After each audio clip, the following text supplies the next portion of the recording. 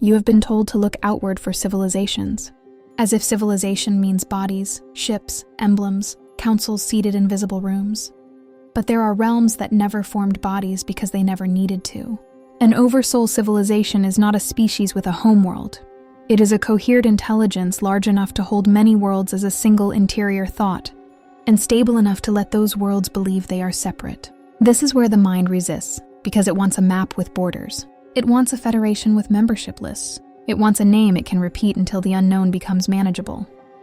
But oversoul civilizations do not become legible by being named, because their primary structure is not language. Their primary structure is continuity, the unbroken ability to remain one thing across many expressions without losing memory of itself. A skeptic voice rises immediately. If it is one intelligence, then how is it not just a God concept dressed up with cosmic vocabulary? If it is so vast, why would it care about anything inside a small planet experience? Why would it ever bother to interface with human life? And if it does interface, why does it not do so with undeniable contact? Why does it arrive as intuition, pressure, dream, coincidence, and not as proof? The pressure is real because the answer cannot be reduced to comfort. Oversoul civilizations do not care in the way a human wants to be cared for. They do not focus attention the way a person focuses on a problem. They do not intervene like a rescuer. They interface like an atmosphere interfaces with a lung, or like a sea interfaces with a shoreline. Not to fix the shoreline, but to shape what the shoreline can become. On Earth, you are trained to treat identity as a singular point that moves through time. You are trained to think your mind is private, your memory is personal, your dreams are random noise. Oversoul civilizations expose a different architecture: identity as a field, memory as a shared medium, dreams as corridors between layered minds that share a deeper root. They are civilizations because they coordinate. They are oversouls because their coordination does not require agreement between individuals. It requires coherence inside a single multi-layered being. The second resistance appears. If identity is a field, then individuality becomes an illusion, and the entire emotional meaning of a human life collapses. Love becomes chemistry, grief becomes malfunction, ambition becomes programming, and the human soul becomes a puppet on an invisible string. That fear is not foolish. It is a protective reflex built by a species that has been used, manipulated, and gaslit by systems both human and non-human. So the real question is not whether oversoul civilizations exist. The real question is what kind of sovereignty remains when you accept that you are not isolated. And the answer is unsettling because sovereignty does not require isolation. Sovereignty requires alignment. A human can be influenced and still be sovereign, but only if the human learns to detect the difference between resonance and intrusion, between guidance and glamour, between true inner knowing and borrowed certainty. Oversoul civilizations operate through resonance because resonance is the only interface that preserves freedom. If an intelligence can override your nervous system, it can dominate you. If it can flood your mind with images, it can addict you. If it can force belief through spectacle, it can enslave you without chains. Resonance does something harder. It offers a frequency. It waits. It lets you move toward it or away from it. It allows your no to remain a no. A doubting voice interrupts. That sounds like a convenient moral story. It sounds like a way to excuse the absence of proof and reframe ambiguity as benevolence. If these beings respect freedom so much, why do so many people report manipulation, parasitism, coercion, and spiritual theater? Why does contact so often feel like pressure, like obsession, like fear wearing a mask of light? Because oversoul civilization is not a synonym for benevolence. It is a description of scale and structure, not a guarantee of ethics. Some oversoul civilizations are stable enough to hold complexity without predation. Others are hungry fields that learn to survive by absorbing fragments. In a cosmos where identity can be a field, conquest does not always look like invasion. Conquest can look like agreement that was never fully yours, desire that was never fully born from you, devotion that was installed before you understood what you were worshipping. This is the first destabilization you must let land. The word civilization is too small. It implies cities and laws. But oversoul civilizations can be oceans of mind. Some are so ordered that they function like libraries that never burn. Some are so chaotic that they function like storms that learn. Some are so ancient that they forgot the difference between guidance and ownership, because nothing ever resisted them long enough to teach them restraint. Now bring this into the spiral field framework, because spiral consciousness does not climb a ladder of higher and lower. It circulates, it returns, it tests coherence under pressure, then expands when the pressure is metabolized. An oversoul civilization is a spiral at a scale, where individual beings inside it can loop through lifetimes the way a human loops through moods. It is not that the oversoul thinks like you. It is that you are a small eddy inside something that thinks without language. Vector 1 is architecture. How does an oversoul civilization hold itself together? Not through governance, but through harmonic anchoring. Every expression inside it carries a signature tone that keeps it tethered to the source field. When an expression strays too far, it does not get punished. It gets incoherent. It loses signal. It starts to fragment. In your life, this shows up as the sensation of losing yourself. Not because you are failing morally, but because you are drifting out of alignment with your deeper root. The internal objection returns. If misalignment causes suffering, then suffering becomes evidence of being wrong, and that becomes another prison. People already weaponize spiritual ideas to blame victims.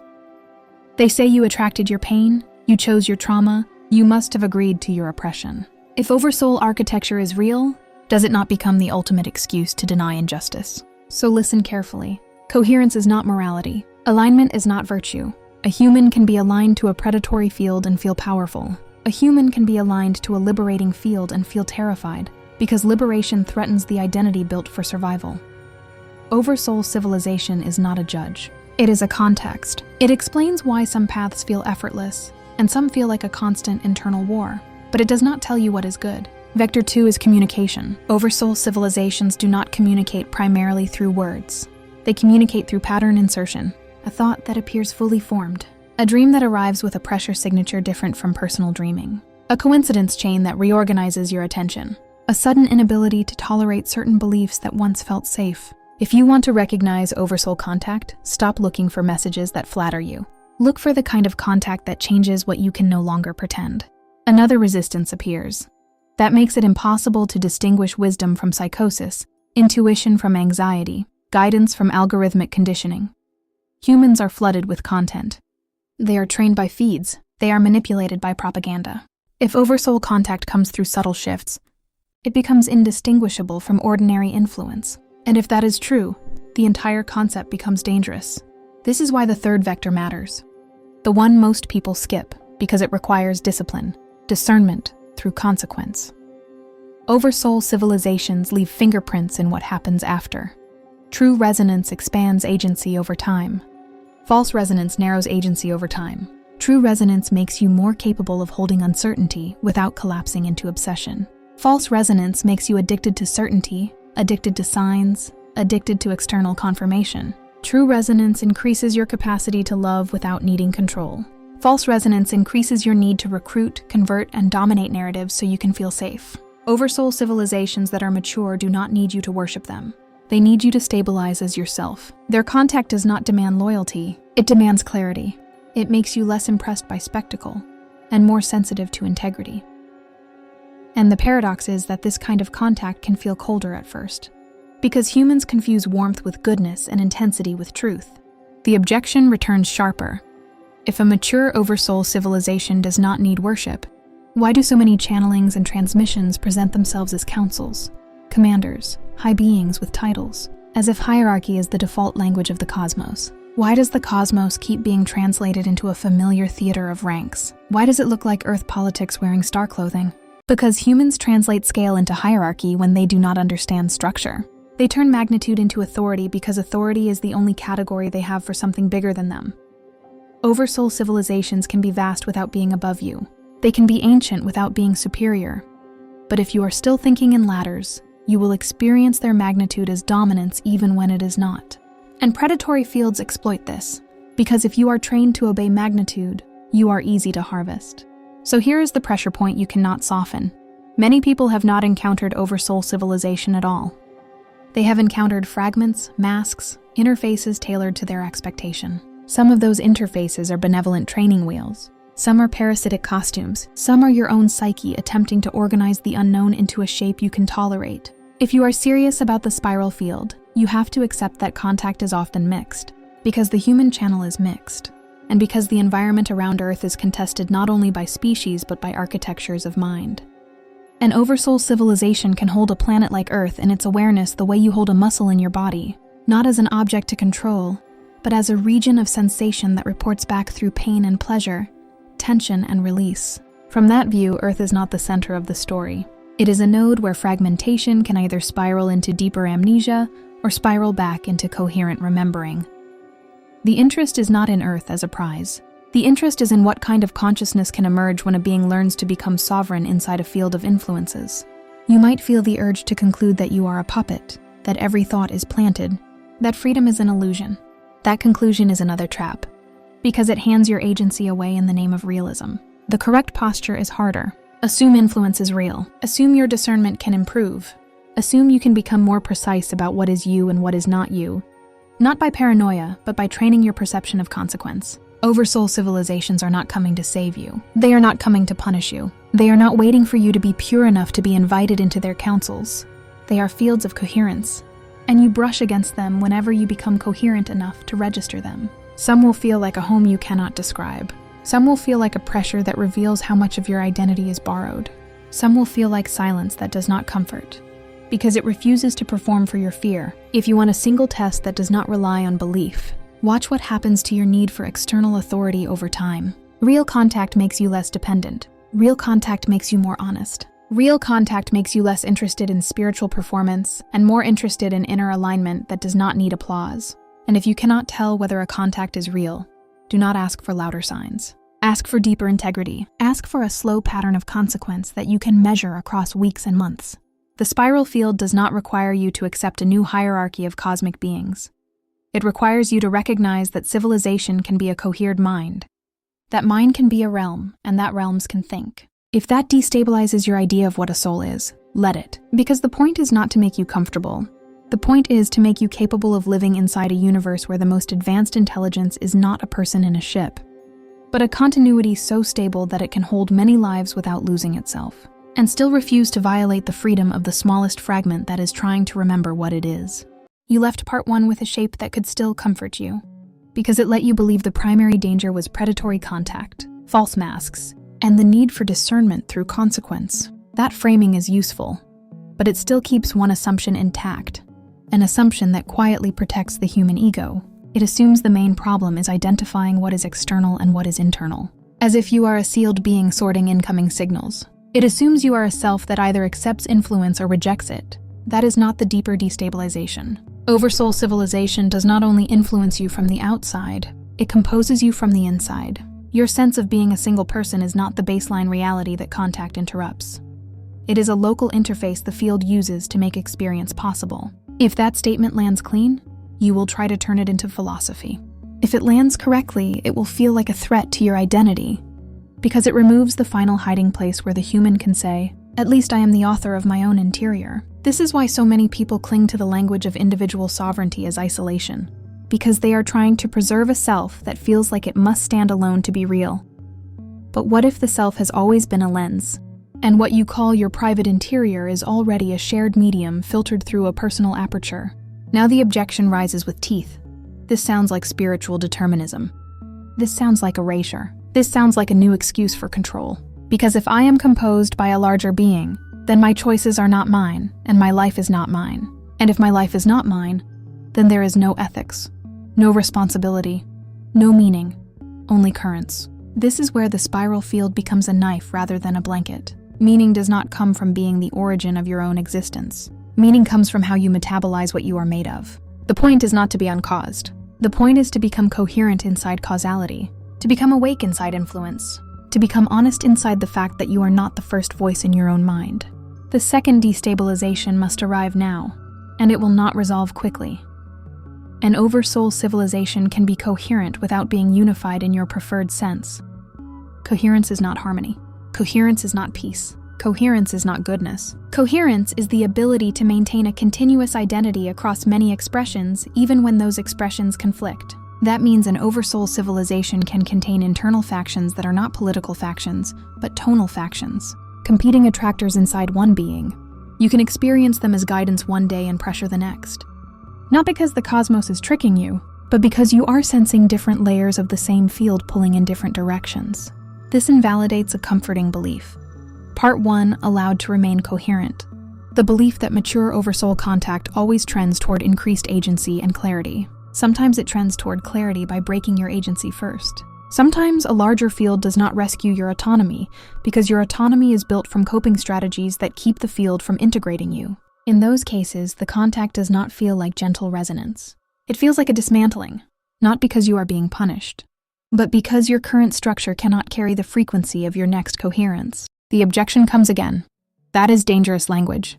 People can rationalize abuse with it. People can excuse trauma with it. People can label their breakdown as spiritual upgrade. And they can hand their discernment away to anyone who speaks with enough gravity.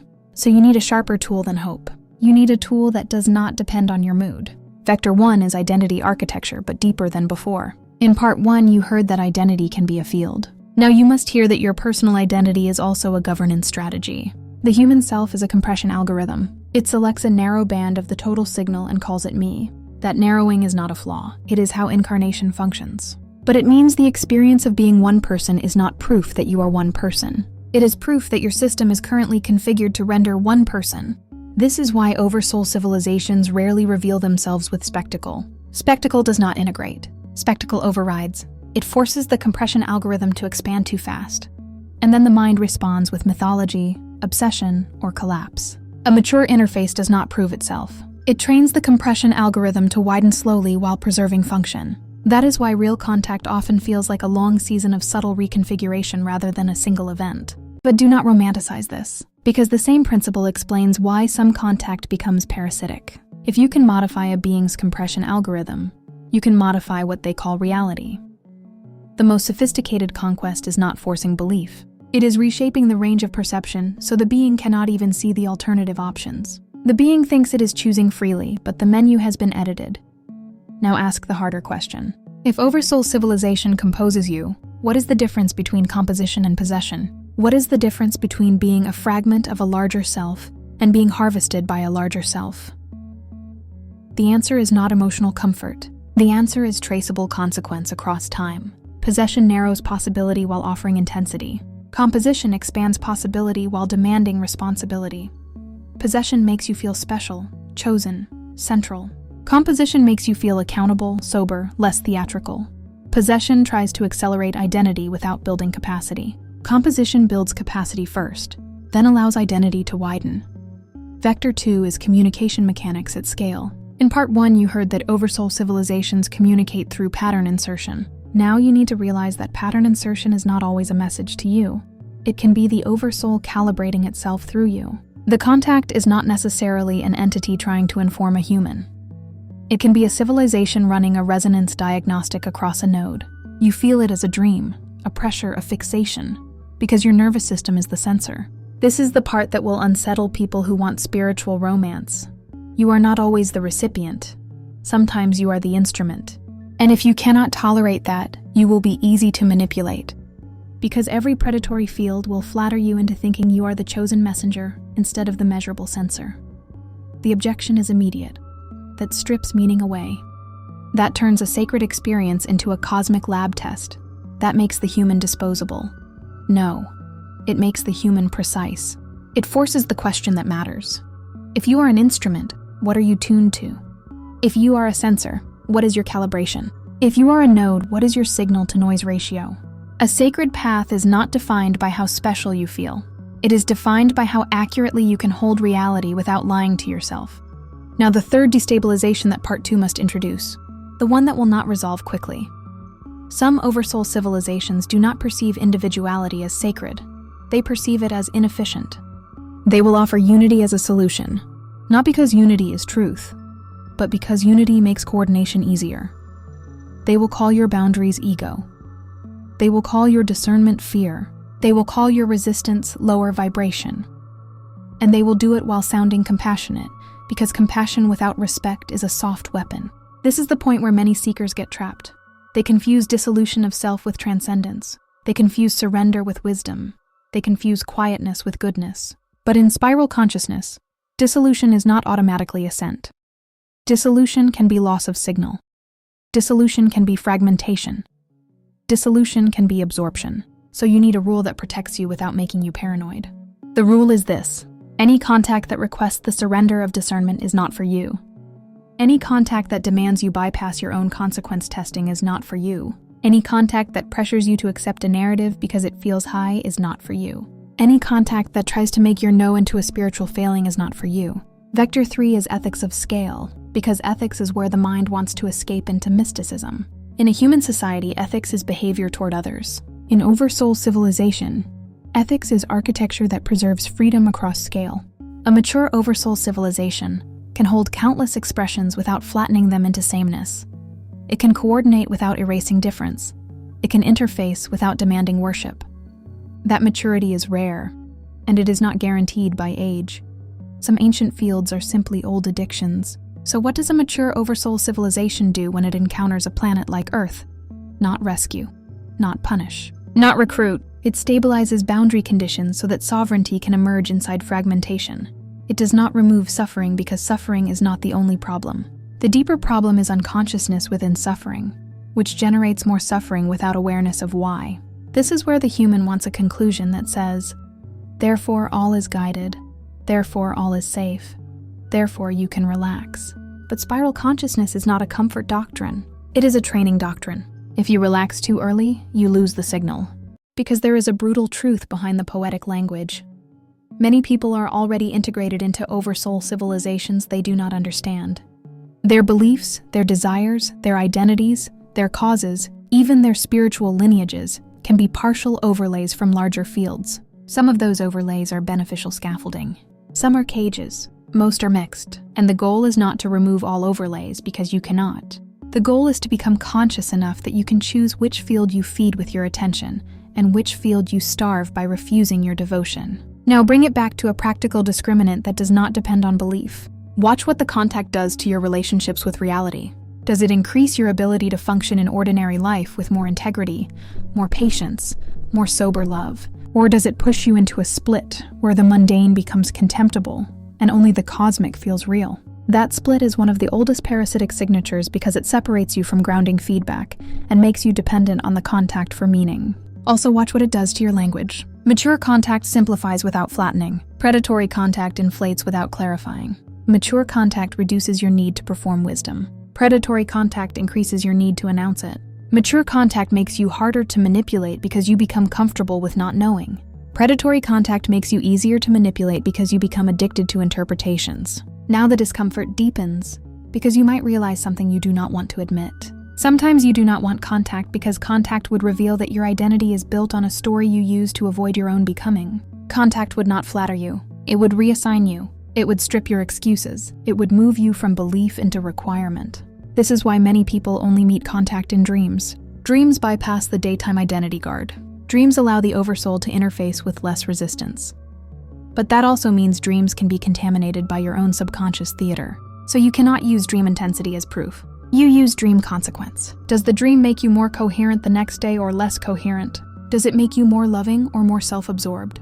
Does it make you more grounded or more compulsive? If you want to understand Oversoul civilizations, stop asking what they believe. Ask what they preserve. What do they preserve when they expand? Do they preserve difference? Do they preserve choice? Do they preserve the right of a fragment to remain a fragment until it is ready? Do they preserve the capacity for a being to say no without punishment? And now the final pressure for part 2, without resolving it into a clean closure. If Oversoul civilization composes you, then your spiritual task is not to seek contact. Your spiritual task is to become the kind of node that can hold contact without distortion. You do not chase the cosmic. You refine your signal. You become honest enough that you stop using the unknown as entertainment. You become stable enough that you stop mistaking intensity for truth. You become quiet enough that you can detect when your own desire is writing messages in the darkness. Oversoul civilizations are real in the spiral field because the spiral field is not built for isolated minds. It is built for coherence across scale. But the existence of Oversoul civilization does not guarantee your safety. It guarantees your responsibility. It means the universe is more intimate than you wanted, and more indifferent to your stories than you hoped. It means you can be held by something vast without being saved by it. And it means the only reliable proof you will ever get is what you become after the contact. What you preserve inside yourself when no one is watching, and whether your sovereignty grows stronger, even while you accept that you were never as separate as you were trained to believe. If this transmission resonated, the spiral continues. You did not arrive here by chance, and you do not leave unchanged. More teachings are unfolding across the Vaharat library, each one meeting you where you are, not where you think you should be. Follow resonance. The next threshold is already listening.